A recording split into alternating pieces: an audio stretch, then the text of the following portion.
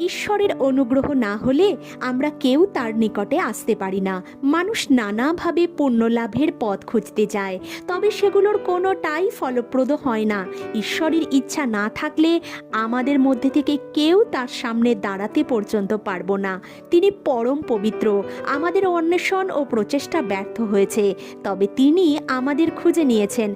প্রভু যীশু খ্রিস্ট স্বয়ং আপনাকে ও আমাকে মনোনীত করেছেন, সুযোগ দিয়েছেন মন ফেরানোর। তবে তার এই আহ্বানকে উপেক্ষা করছেন না তো? কিভাবে? আসুন দেখি। আমরা দেখি প্রভু যীশু পিতর ও তার ভাই আন্দ্রিয়কে যখন ডাকলেন, তখন তারা সমুদ্রে জাল ফেলছিল।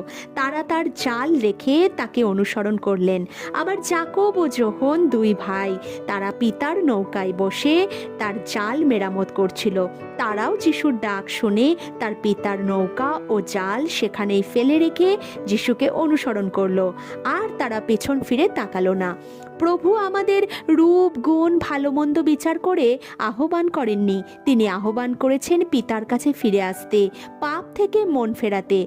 আর আপনি যদি তার ডাক শুনেও আবারও অতীতে ফিরে যেতে চান, হতে পারে সেটা মন্দ সঙ্গতি, নেশা, লোভ, হিংসা, পরনিন্দা বা অবৈধ সম্পর্ক, তাহলে আপনি ঈশ্বরের ডাককে উপেক্ষা করছেন। তাই যতক্ষণ শরীরে প্রাণ আছে ততক্ষণ সুযোগ আছে। মন ফেরান, কারণ বাক্য বলে মনোনীত অনেকেই, তবে তার রাজ্যে প্রবেশ করবে স্বল্প সংখ্যক। বিশ্বাস করলে কমেন্টে আমেন লিখুন, আর একটি শেয়ার অবশ্যই করবেন।